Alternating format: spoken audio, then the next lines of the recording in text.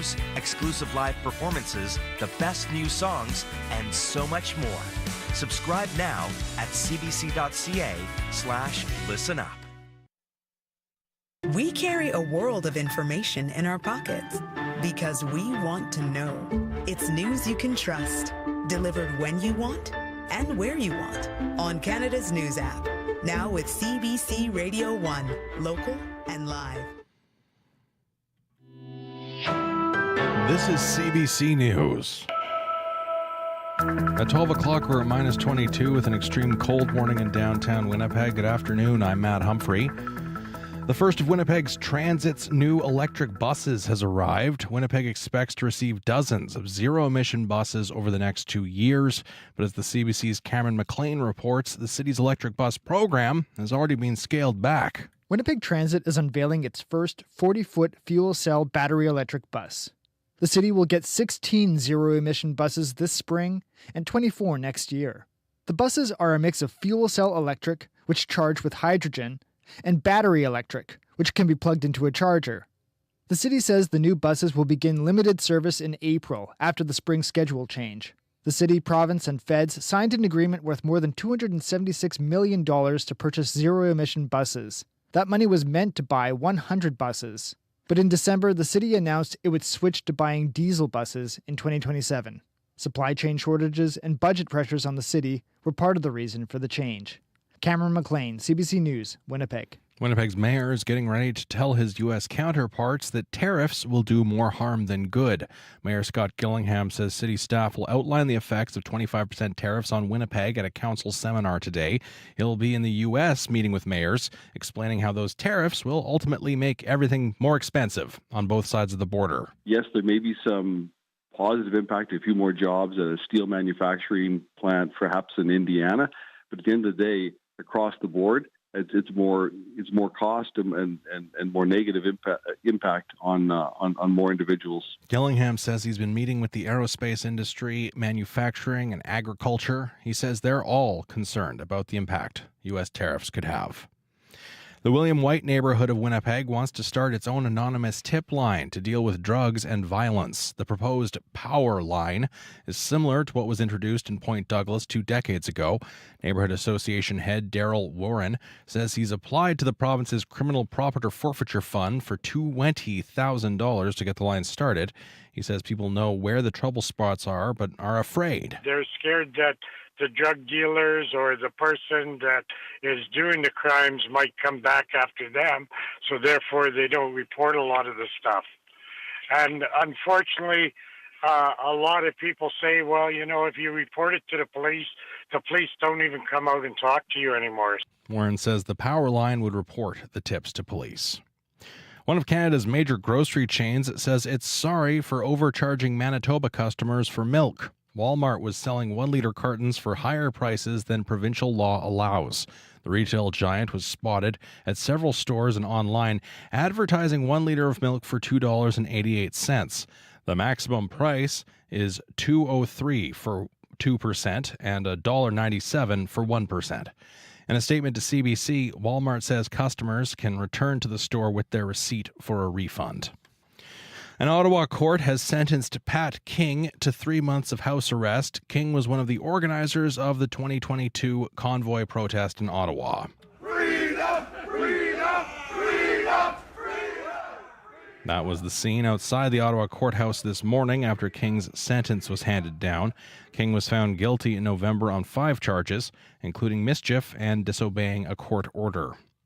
Prime Minister Justin Trudeau is giving the green light to the design and development of a high-speed rail network between Toronto and Quebec City. Sarah Levitt has more. Today, I'm announcing the launch of ALTO, the largest infrastructure project in Canadian history. Prime Minister Justin Trudeau promises Canadians a high-speed rail line from Toronto to Quebec City will happen. Slashing travel times by half, getting you from Toronto to Montreal in 3 hours. Today was the announcement. A design and development plan will begin with a consortium.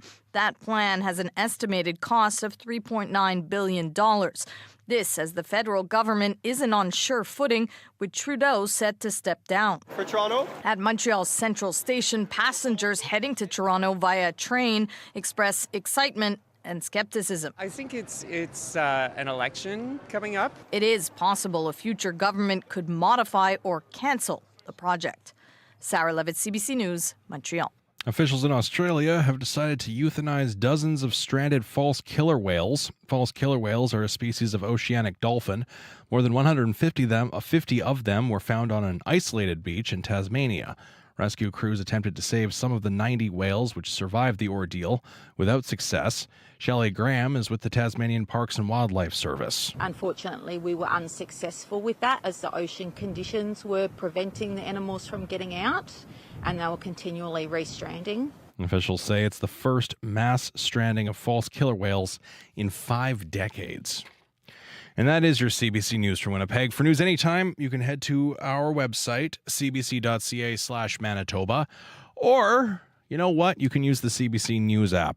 That extreme cold warning continues in Winnipeg. Mainly sunny today, a high around -15 with wind at times in the big city. In the Wheat City, extreme cold in Brandon, and sunny, a high around -21.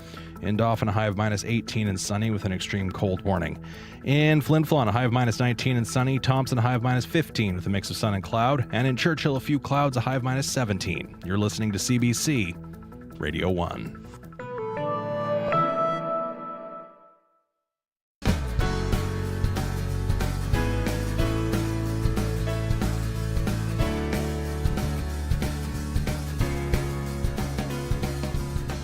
Magandang hapon, good afternoon Manitoba. Faith Fundal here in Studio 15 at Portage and Spence. This is Radio Noon on CBC Radio 1, 97.9 FM in Brandon, 12:30 a.m. in Churchill on the CBC Listen app, and of course on our CBC Manitoba YouTube stream. Thanks very much for joining us today.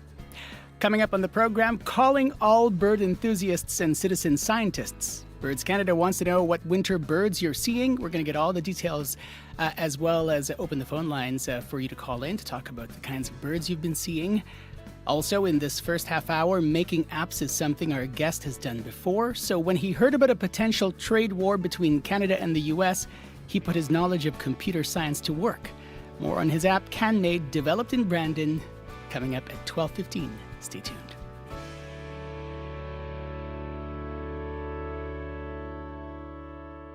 We're at 7 minutes after 12 o'clock here on CBC Radio 1. Brandonites are making a point to buy more Canadian products. A recent Probe Research survey says they're not alone. 600 Manitobans were surveyed, and 3/4 say they plan to stop buying U.S.-made products. And 6 out of 10 have canceled vacation plans to the States. The CBC's Chelsea Kemp spoke to folks in Brandon about if their habits have changed, including Dennis Hurley. Definitely. We're not going out. In the past, we didn't go out and look at labels, but now we're reading stuff, what's made in Canada and what isn't. And we're definitely avoiding anything that's made in the States. How come? Because of Trump, because of what they're doing. And I think it's a form of nationalism to push back against this guy's policies. I think it's harmful to us, but it's also going to be harmful to Americans. Do you remember the last time you kind of saw Canadians this united? No, definitely not, especially when you think about stuff like the national anthems at the hockey games. Even Quebec is on side supporting the rest of Canada, which in my lifetime, there was things like the referendum where Quebec was prepared to leave.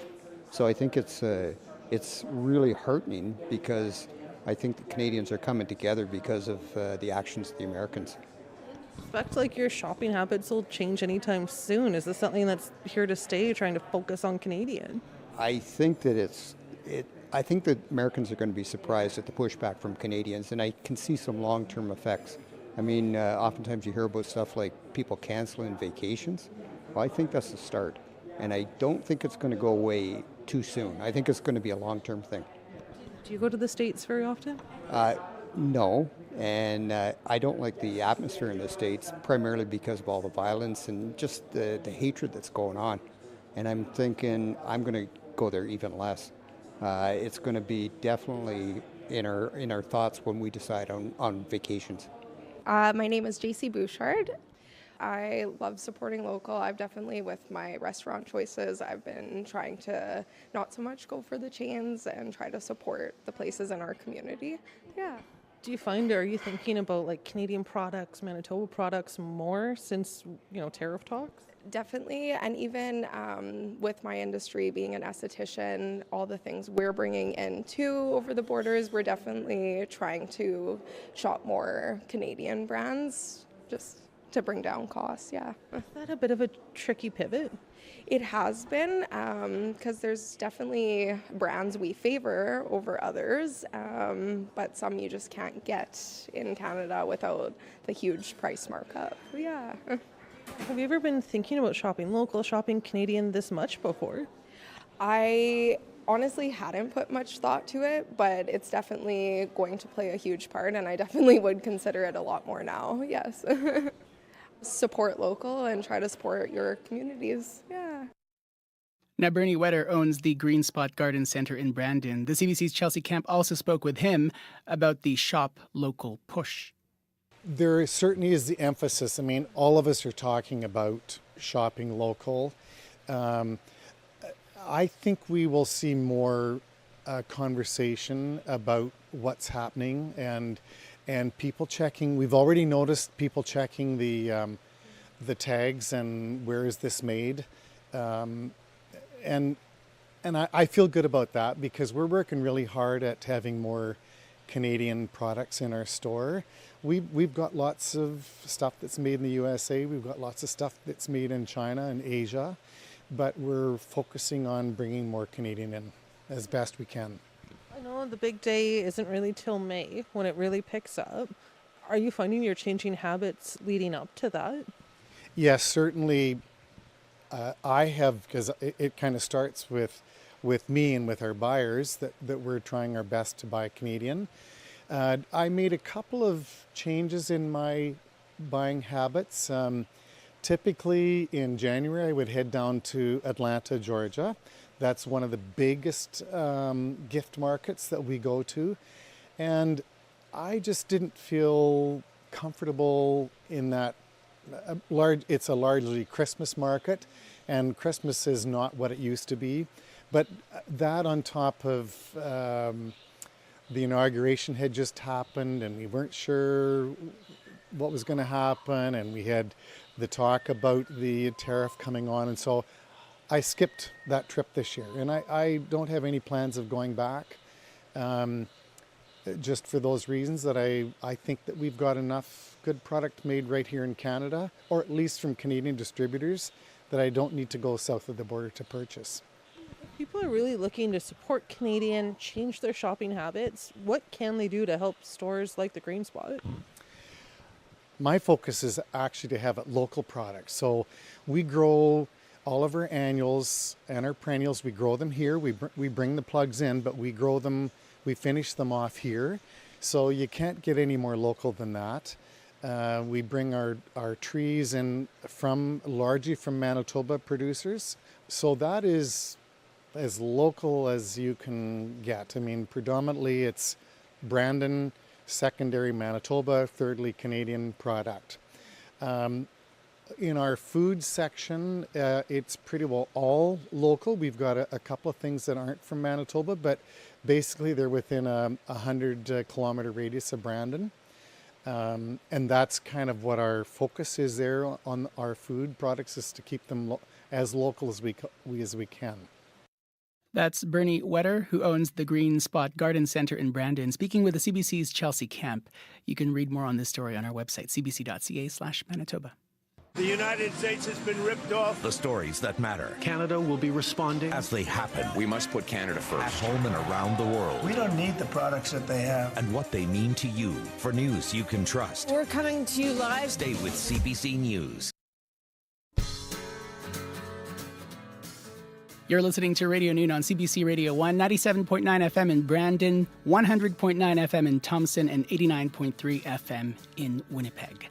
Still to come, making apps is something our next guest has done before. So when he heard about a potential trade war between Canada and the US, he put his knowledge of computer science to work. More on his app, CanMade, developed in Brandon, coming up next. Expecting mainly sunny conditions for Winnipeg today, a high of minus 17 degrees. A wind chill near minus 30, though, because of that wind, so there's a risk of frostbite. Be aware of that. Brandon, today, sunny, high of minus 21, a risk of frostbite as well, with a wind chill feels like minus 28. Dauphin, today, sunny and a high of minus 18 degrees, but because of that wind, it'll feel like minus 27. Up in Thompson, sun and cloud in the forecast, high of minus 15, with a wind chill minus 21. And in Churchill, a mix of sun and cloud today with a temperature high of minus 17 with a wind chill, though it'll feel like minus 29. Right now in Winnipeg, mainly sunny, minus 20. Brandon, sunny and minus 25. Dauphin, sunny and minus 21. In Thompson, mainly sunny and minus 14. And in Churchill at the airport there, mostly cloudy and minus 17 degrees.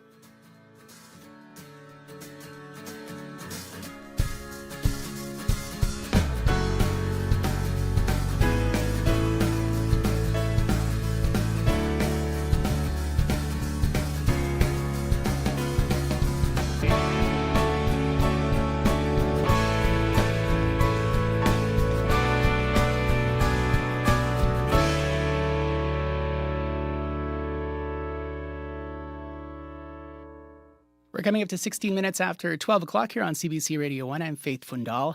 When our next guest saw U.S. President Donald Trump sign an executive order to hit Canada with tariffs, he says he knew he had to do something. So the Brandon University computer science graduate put his skills to work. And the result? An app called CanMade to help people verify if a product is Canadian. Hashim Farouk now gets daily emails asking for things to be added to his database. He joins us now by Zoom. Welcome to the program, Hashim. Hello. How's it going? I'm doing well. What about you? How are you managing right now? I'm doing pretty good. A little bit overwhelmed with all the emails that I get daily, but overall I'm doing pretty good. I want to go back because I wanted to know how you felt when you saw and heard the U.S. president essentially threaten Canada with tariffs and then essentially order it be done. How did you feel when you heard all of that and saw all of that? I think I felt like what most Canadians felt, a little bit threatened. Definitely felt a little bit patriotic at that moment, and I definitely felt like I needed to do something. Why? Just gonna sit back and just watch this happen. I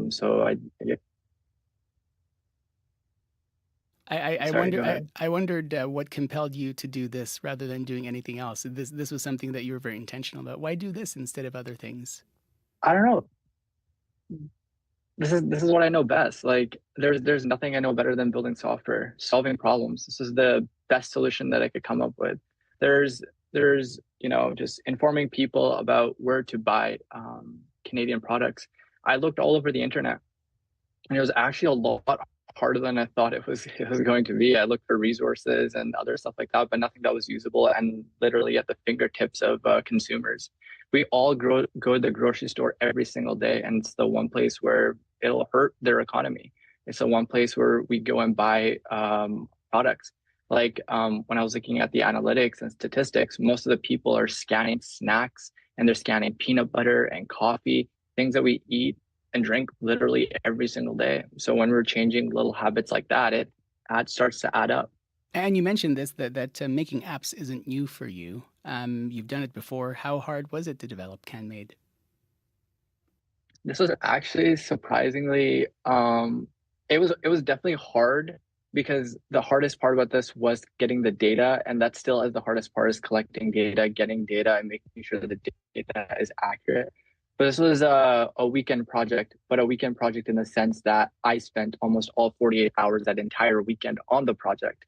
Barely had any sleep. I wanted to get this out as fast as possible just because I knew the new tariff deadline was March 1st. So I wanted to make sure it was out in consumers before March 1st and they were able to use it and get a hang of it, just so they can continue using that after March 1st. I recently introduced a new feature that, sorry, go ahead. No, go ahead. You introduced a new feature? No, I was just going to say I introduced a new feature where people are able to search up what food products are affected by the tariffs. Some of the ones being most affected are eggs. So in that tariff search feature that I added, people can go into there and just search for tariffs, and they'll be able to see what's going to be hit and what's not going to be hit. And then I'm working on a feature to be able to track prices as well. so they can enter in prices before tariffs and after tariffs to see what the difference is. To be able to do this, you need to have a lot of data. Where do you get the data to verify that something is made in Canada or is a product of Canada? Yeah, so this has been the most difficult part about this whole journey. I use 3 different verification sources. So the first one is an open source database called Open Food Facts, which is a database that crowdsources data from various people across the world. And then that cross-references a secondary database that's collected from reliable sources. And then I give sort of like a confidence score on how much the app is confident on whether or not this is Canadian or is not Canadian.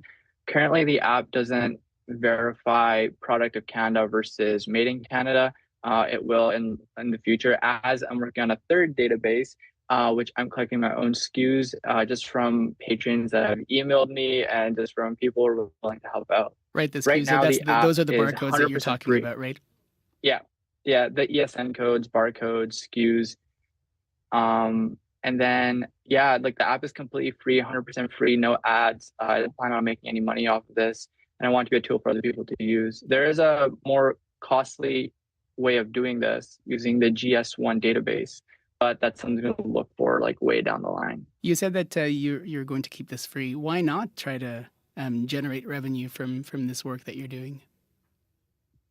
Yeah, I mean, if there are companies out there that want to sponsor it, I'm more than happy to accept their sponsorships and, slap their business on the CanMade thing just so I could get a license for GS1. I've honestly never looked to make money off of applications that I've built for the community to use. I have a full-time job. I'm able to support myself. I don't need extra money right now. So maybe in the future down the line, if it works out, it works out. If it doesn't, I'm not going to take it down or anything like that. Hashim, what do you hope people will get from this app and from what you're doing? I hope people realize there's a lot of amazing products made in Canada, and despite political views, that we can all come together and agree that we're all Canadians and we can work together to build the Canadian economy together, stay strong, and fight together. Hashim, thanks for making time to talk about this. Yeah, thank you so much. I appreciate it. Hashim Farouk created the app CanMade, his response to the U.S. administration's threat of tariffs. He is a computer science graduate at Brandon University. Canada, you have questions. I intend to resign as Prime Minister. Let's talk about them. There are real consequences. I do think it would help to have a little bit more money. They should be a state. Canada Tonight. Watch on CBC News Network and CBC Gem. Here's to the bowl. The Professional Women's Hockey League is back. Lace up, strap in, and tune in to Hockey Saturdays on CBC, where you can catch the best women's hockey players competing head-to-head with everything they've got. The puck drops Saturdays at 2 p.m. Eastern on CBC, CBC Gem, and CBCSports.ca. Don't miss it. Coming up to 23 minutes after 12 o'clock here on CBC Radio 1, I'm Faith Fundal, along with our director, Sierra Sanders, May McKillop, our technician, Kevin Ipatebo, our streaming producer, and Wendy Parker, the producer of the program. Many Montrealers are still digging out after the big snowfall. The CBC Radio's Ainsley McClellan hit the streets to speak with residents hard at work with shovels and snowblowers. You seem very well equipped here. Bought it in 2009. Come in handy? After I had a heart attack, I felt I can't shovel that anymore. So it's a big storm. We've seen bigger, but this one is a big one, no question. So how long have you been out here this morning? I made maybe half an hour this morning at 7. And now I take another... Another crack at it? Yes, and maybe another tonight. I remember... a snowstorm a few years ago, it took 3 hours for my car. Partez à l'épicerie? Oui! Ouais, toute une aventure. Oui, mais en même temps, moi, je trouve ça super le fun, là, qu'il y ait autant de neige. You know, it's part of winter in Quebec, but it's been a long time since we have so much snow. Have you seen a storm like this before? A long time ago, when we were living in Saint-Jean-sur-Richelieu, but in Montreal, I've never seen that, no. It's strange, but I like it, I like it. Yes, it's more difficult for the cars. We try to find another parking. I don't know where. I had to leave my car 3 kilometers away. It was stuck like 6-7 times. Finally, I gave up and I left my car there and just going to get it now. Yeah, now I will go there and will take my time to dig it out. Yeah, I cannot go for a work or anything. I mean, we're in the street right now. Have you tried the sidewalks at all? No. They are not able to clear it anyway. So you cannot walk there. So you have to walk in the middle of street. This is the first time that we experienced. Yeah.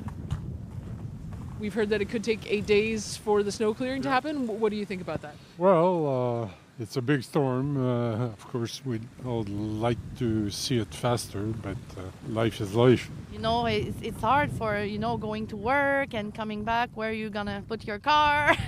I hope it won't take 8 days, but we have to deal with. At least they're doing this side tonight, and we probably won't move the vehicle until they actually clear it. Because we don't want to lose a spot. Once you have it, you don't want to lose it. So it's okay. I can take public transport. It was probably one of the most true Quebec winters I have had since I moved here. When did you move here? 2008. And where did you move from? From the Caribbean. Okay. So this is like an actually new thing. What I usually get is freezing rain, which I really hate. That's what I hate. And the sun has come out, so Yes. it's not so bad now. This is my best winter. Sunshine, it doesn't matter what temperature it is, as long as the sun is shining, I'm good. Good way to see it there. Some Montrealers shoveling out and speaking with the CBC's Ainsley McClellan. We're at just about 26 minutes after 12 o'clock here on CBC Radio 1, and we are calling all bird enthusiasts and citizen scientists. In our next half hour, during a call-in segment, we're going to want to hear what winter birds you're seeing. We'll hear from Birds Canada as they continue on with their great backyard bird count. That's still to come. But get ready to call in and to let us know what sorts of birds you're seeing so far this season. Winnipeg singer-songwriter Noah Dirksen has another single, this time a cover of Leonard Cohen's 1984 song, If It Be Your Will. Also the final single from Noah's upcoming album, Stolen Serenades. This is Noah Dirksen and Dominic Adams with If It Be Your Will.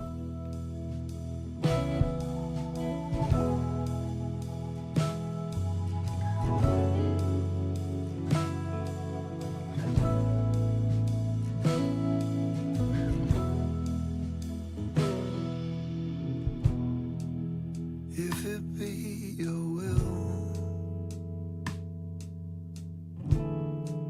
that I speak no more,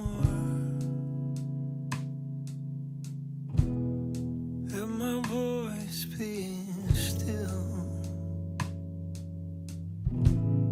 as it was before, I will speak no more. I shall abide until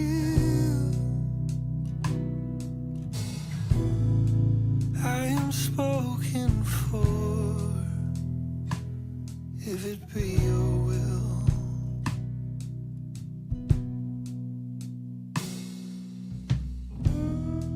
if it be your will,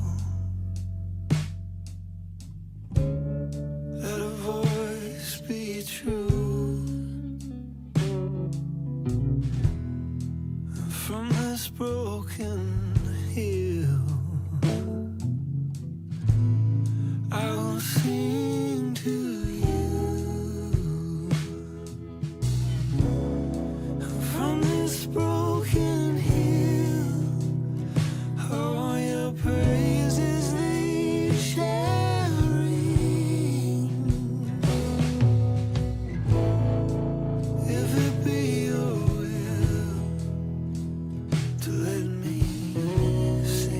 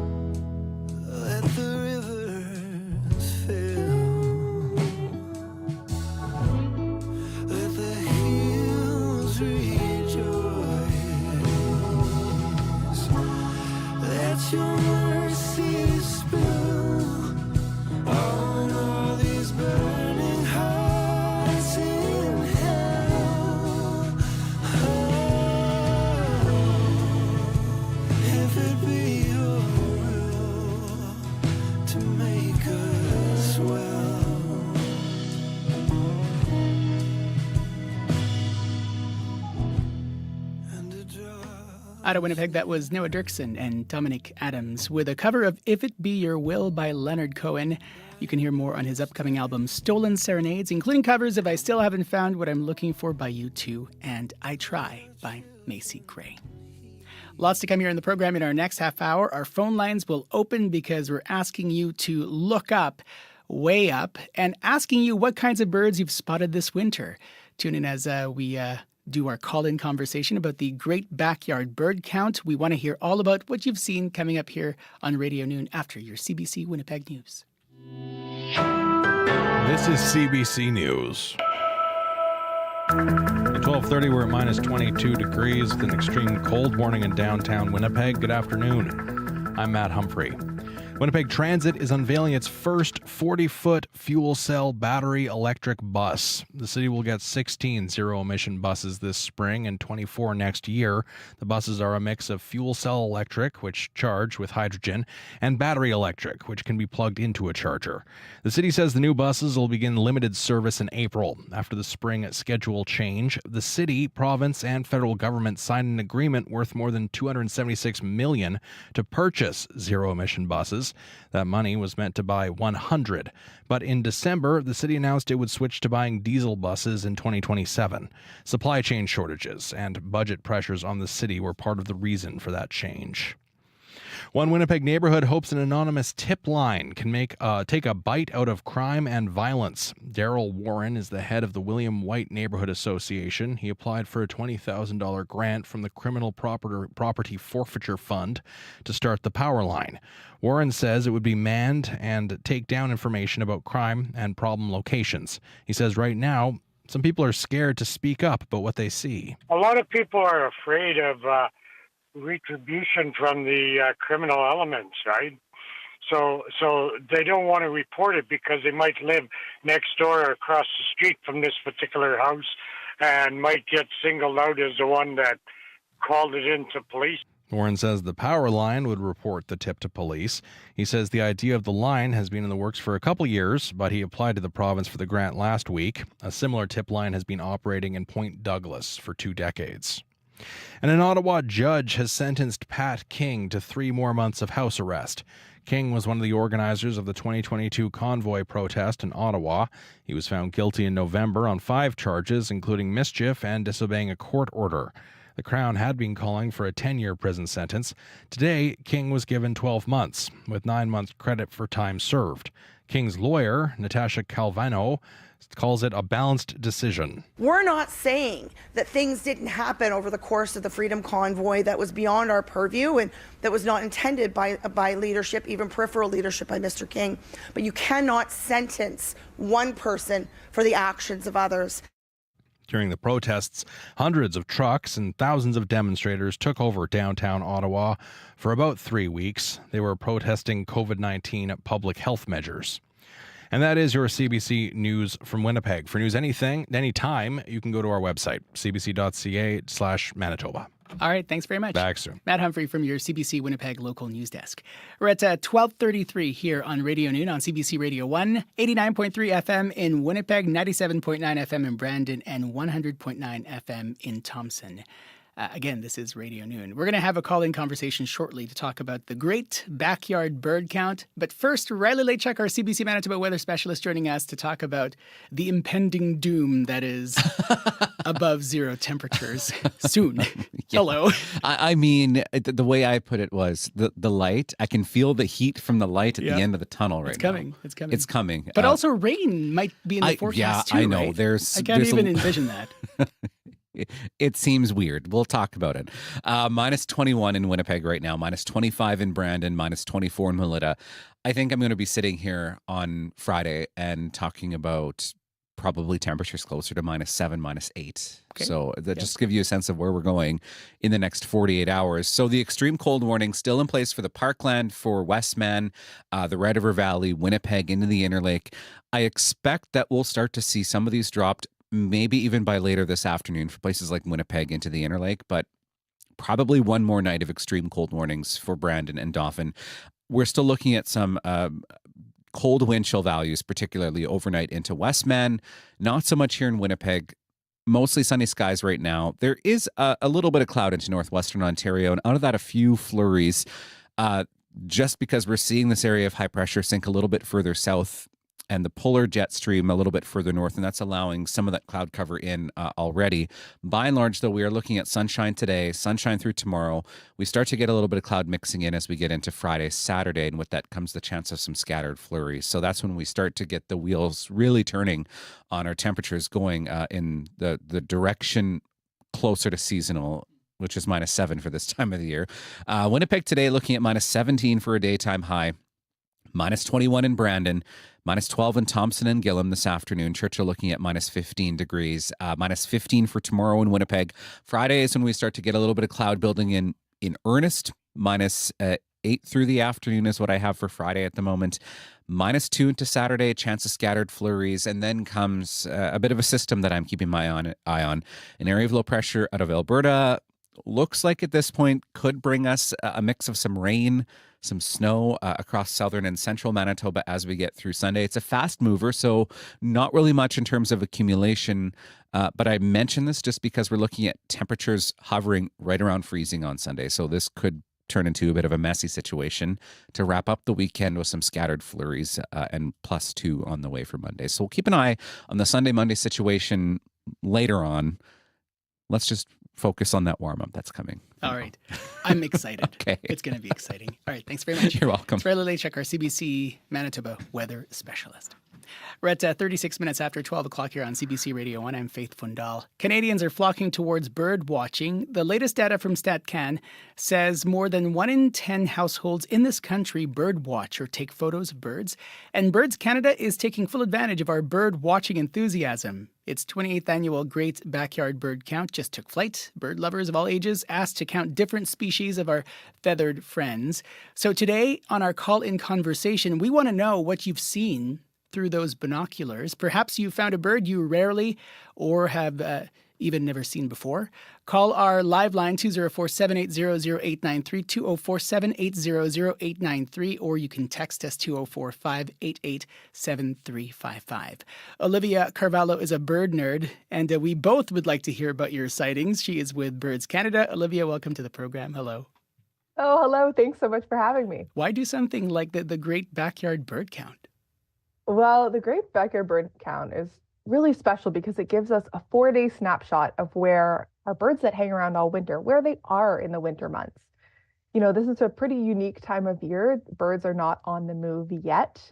Spring migration, of course, is just around the corner. So it's a really cool time to get a global snapshot of the world's birds. What have you heard so far? What have folks said to you about what they've seen? Oh my gosh, we had a great weekend. I was out myself with a community group here in Sudbury, Ontario, and we had a wonderful morning. We saw trumpeter swans and hundreds of ducks landing on the water. We had some nuthatches, blue jays, of course. Yeah, it was a really wonderful morning. And throughout the weekend, we had Canadians sending us photos through Birds Canada's Instagram and everything from, cardinals to owls and all the small birds in between. So it was really, really engaging. What's your sense of why people do this? What kind of enjoyment or what they get out of bird watching? Yeah, it's so interesting. It definitely has a multi-generational appeal and has grown as a hobby, especially in the last 4-5 years. We've just seen an incredible uptake. Everything from people dedicating their vacation time to birding to just, being weekend adventurers in their own neighborhoods. But birds are accessible. They are everywhere. You don't need any special training or equipment to enjoy birds. You just have to go outside and look and listen and take note of what's going on around you. So I think really they're just this gateway into nature that, once you start taking notice, everything else kind of comes into a bigger view for you as well. So programs like the Great Backyard Bird Count are a really great place to start to develop your bird knowledge, or just get the chance to go out with other people and improve upon your bird ID. But yeah, I think it's so attractive because it's easy to access and birds are captivating. They're so beautiful. We're opening our phone lines to ask folks what sorts of birds you've seen this season so far, what species you've been looking for. Maybe talk a bit about why that's something that you do. 204-780-0893 is the phone number, 204-780-0893. 0893, or you can text us 204-588-7355.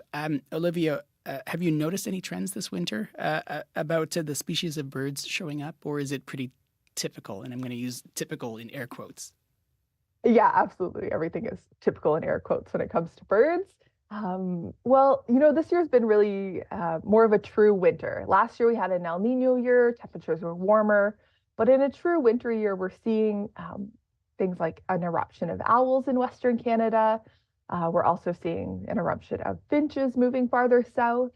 And what's really unique about programs like the Great Backyard Bird Count is, sure, we get a long-term set of data when we look at the last 28 years, but year over year, we've got a really great snapshot that captures what's happening in any given year. So 2024 was an El Nino year. This year, more of a true winter. We're seeing species wintering farther north in our longer term trends like waterfowl, and then also other birds changing their ranges like American robins, northern cardinals, Eurasian collared dove across the prairies expanding. So it's a really unique program in the sense that we get a really good snapshot of a given year, but then we can also see those longer term trends like range expansion from having so much data. We're asking folks what birds you've captured with your cameras this season. Tell us what it felt like when you finally saw a bird you maybe don't often see, or a bird that you do often see and you got to see it again this year, or what you've noticed as you look at the birds taking flight. You can call us 204-780-0893, 204-780-0893, and you can also text us 204-588-7355. Why do you need to track birds with events like these? Because it is a snapshot, right? Why keep doing this? Yeah, when it comes to winter birds specifically, it's a time of year where we don't have as much data. We're trying to fill in the gaps with programs like Project Feeder Watch, which runs from November until April, Christmas Bird Count, the Great Backyard Bird Count in February. All of these create a more detailed image of where birds are in the winter months. And it's really important because there's only so many species that hang around, that spend their winters with us. Every other bird that migrates, we have more data around spring and fall migrations, but we were really interested in knowing, one, if people would get out and connect with birds in the winter months and take on these programs into their own lives and become hobbies of their own, but also if people were interested in helping us kind of fill in a gap in the data set. So yeah, it's twofold. We wanted people to get out and get birding, and also we want to know more about birds and where they are in the winter. You might be an avid birder or a newbie. What made you dive into it? What was it like the first time you saw a bird species you'd never seen before? We'd love to hear from you. 204-780-0893, 204-780-0893, and text us 204-588-7355. Olivia Carvalho is with Birds Canada. Olivia, do you remember the first time you saw a bird species through either binoculars or just by looking with your naked eyes? What was that like? Oh my gosh, I think I, of course, have memories of my own childhood of great blue herons in the pond near my house and cardinals visiting the trees in the backyard in the winter. But my bird journey really started when I started working at Birds Canada 4 springs ago now. So I like to call myself an emerging birder, and I've done a lot of learning in the past 4 years, and that learning continues as I join in on these citizen science programs as well. But my first spring, I think I was just so amazed at the diversity and the abundance of birds that visit us, beyond the winter months as well. I think I'd never really taken note of how many species hang around, how many birds I knew and how many birds I didn't know. So yeah, it just kind of opened up this whole other world for me of, who are these little feathered friends in the trees and why are there so many different ones and how do they all interact together? So yeah, my learning curve has been huge in my time at Birds Canada, and it's just opened up such a beautiful mindset of my time outside now. Birding's become quite meditative. There may be folks who are listening thinking, birds, not my thing. What do you say to them about, for folks who may not already have the bug, so to speak, about why this hobby is meaningful, something that might bring joy to people? What do you say to them? Oh my gosh. Well, I would say the best way to kind of understand why there's so much great energy around birding and why people take it up in such a full and serious capacity is go out with people that are already interested. It's way more fun to learn from people who are willing to share their knowledge with you. I think I wouldn't have been half as interested if I didn't go out with, amazing community leaders and guides on walks and who could point out the kind of intricacies of a specific species to me, to help me recognize and build that ID for myself. And now I find it quite energizing to be able to share what I've learned with other people. So if you're looking to get involved, winter birding is a really great place to start because the number of species that hang around in the winter is quite few in comparison to ones we'll see in the spring and when birds are on the move. So if you're looking to kind of build your knowledge, do it in the winter. Join Project Feeder Watch, the Great Backyard Bird Count, or Christmas Bird Count. These are all programs that can help you build your knowledge up and kind of give you that starting place. My other recommendation would be to do some self-learning on your own and really, you can take that on with your local library. Go check out a bird book. Go see what's happening in field guides and birds of interest books. And then Birds Canada has a Birds Canada Learn website with some free courses that actually help kind of introduce you to the birds of Canada and get you rolling. So there's lots of ways to start off your knowledge, and there's lots of ways to continue to build it as well. It's a really welcoming community. Let's go to our phone lines here, but I'll remind folks that we do have our live line that you can call to talk about what kind of birds you've seen, 204-780-0893, 204-780-0893, or text us 204-588-7355. Angela is on the line now, and she is in the Osborne area. Angela, what have you seen so far this season? Pigeons, crows or ravens in big groups on garbage days, seagulls. Victoria Hospital, when I was there 2 years ago, they have transformers on their buildings. They have magpies flying around in winter this time of year there, and golden flickers. And deer running around the backyard. What stood out for you so far, Angela, about the bird species that you're seeing? Are these the usual things you see during this time of year? No, golden flickers and magpies aren't supposed to be flying around Victoria Hospital.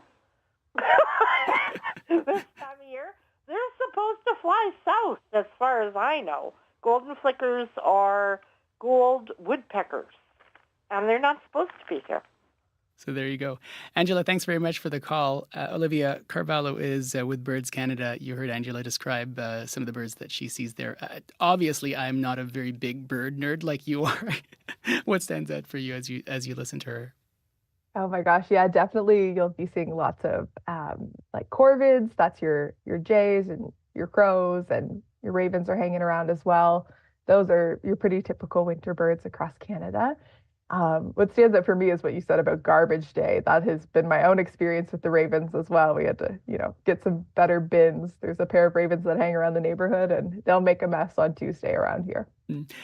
Let's head to another caller here, Nancy, joining us now. Nancy, what have you seen so far? Well, we have two birds that we don't often see, and that is the great gray owl out by Petersfield, Manitoba this year. And we've also had a northern shrike this weekend. Oh, and are those things that talk about what went through your mind when you saw those?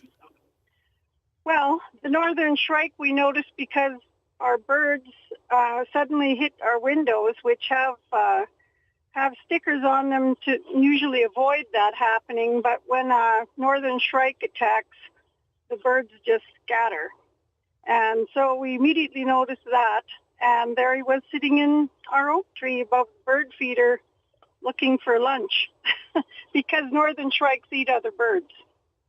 Nancy, thanks very much for the phone call. Olivia, you saw my facial reaction there. What did you think about that? Oh my gosh, that's quite the show in your own backyard that Nancy had going on. Wow, just so cool to see birds interact with each other as well, and even close to home. That's been a very cool part of participating in Project Feeder Watch this winter for me, is just to, you get used to your regular birds, and when they start to kind of change their behavior, you immediately go to the window and you think, who else is hanging around here that's upsetting my regular feeder birds? So now, very cool. You have a number of international partners in this event too, right? How do we fare as participants here in Canada compared with other countries? Absolutely, yeah. So the Great Backyard Bird Count is a joint program with Cornell Lab of Ornithology and Audubon, both U.S. based. But the program itself is global. So it's a 4-day global bird count. And last year we had over 210 countries and regions around the world submit data to us. So huge in terms of participation around the globe, but Canada is right there on the leaderboard. We stack up as number 3, only behind the US and India in terms of participation. It was the biggest weekend in the country for birding last year. We had over 45,000 Canadians get out and go birding. So it's pretty special to see that the country really rallies behind initiatives like this. So how do you figure out what kind of bird you're looking at? What sorts of things have you done to make it easier for you? Give us a call on our live line, 204-780-0893, 204-780-0893. You can also text us, 204-588-7355, 204-588-7355. Got this message from Ellen, who writes, I have had a robin visit my ornamental crabapple tree a couple times a week this winter. I wonder why he/she never flew south.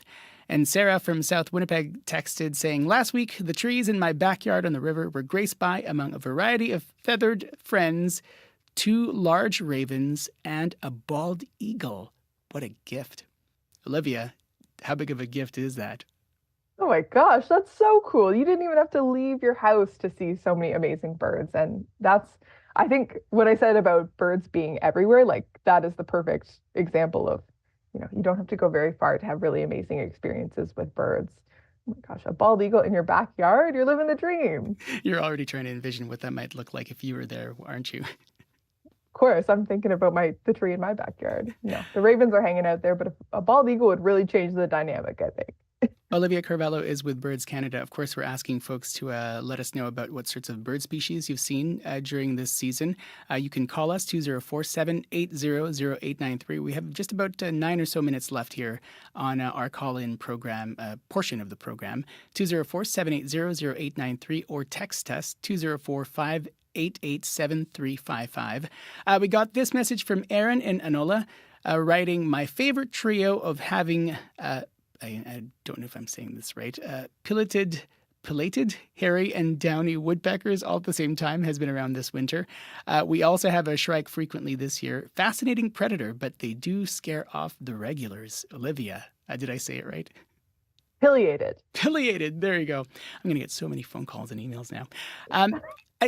So it's during this time of year that you have, of course, this bird count, the great backyard bird count. What are you asking people? I know the Canadian portion of it is done now, but what are you asking folks to do as we continue on with the rest of this season?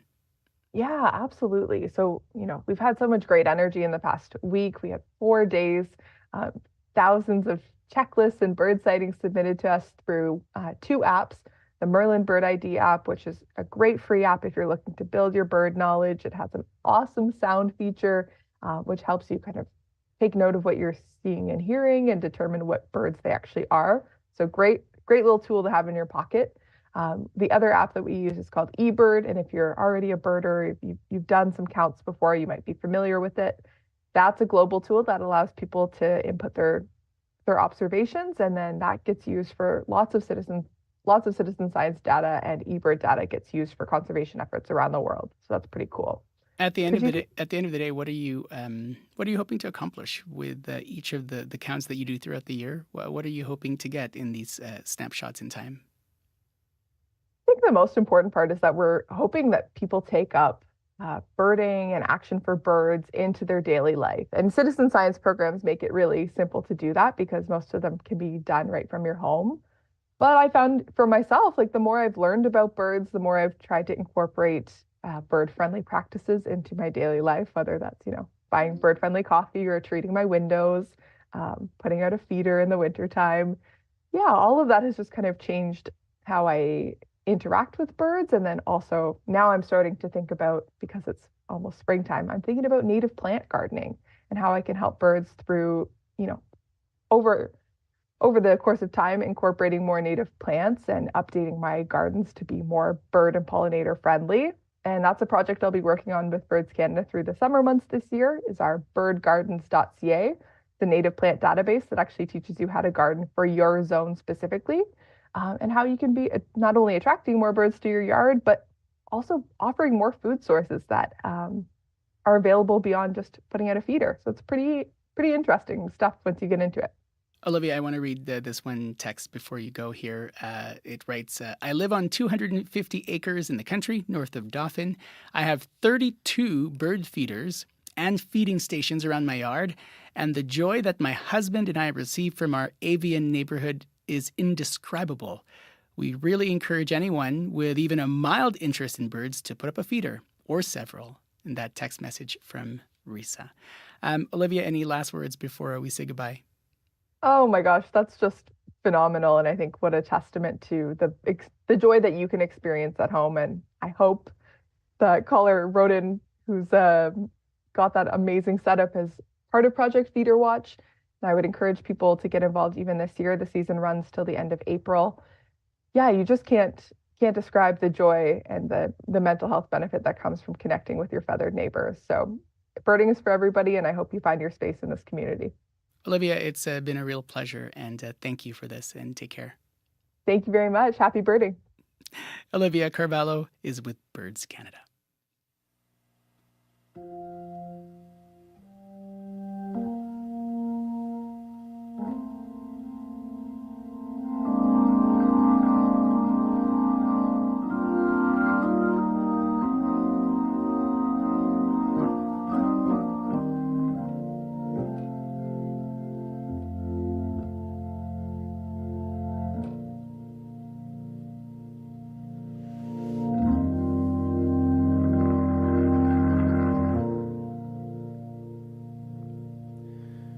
Like a bird on a wire, like a drunk in some midnight choir, I have tried in my own ways to be free.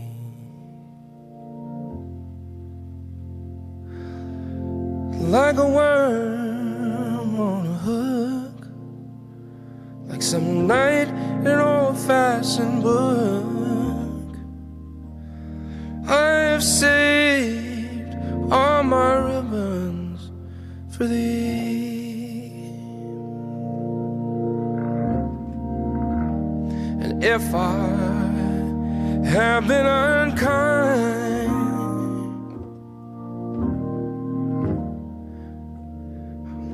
I hope that you can let it go by.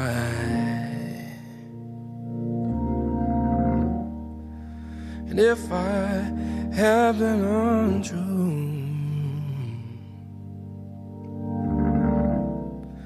I hope you know it wasn't ever for you.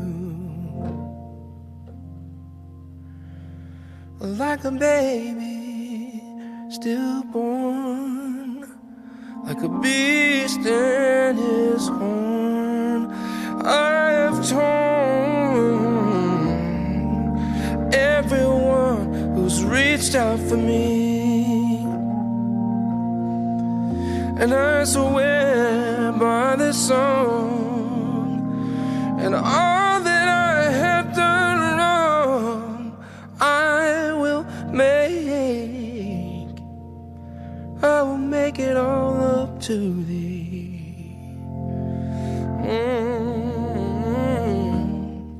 I saw a beggar leaning on his wooden crutch.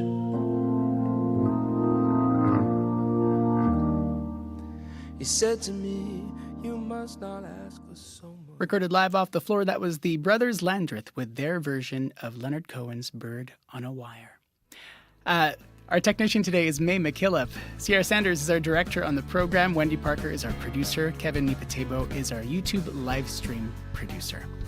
Thanks for making space with us here on Radio Noon. Mag-ingat po kayo and take good care. I'm Faith Fundal. A reminder that Up to Speed is on from 3 to 6 p.m. this afternoon, and we'll be talking about milk prices because they are regulated in Manitoba, something that not everyone knows about. One of Canada's major grocery chains is being accused of milking its customers by overcharging them. We'll hear details of that on Up to Speed. Take care.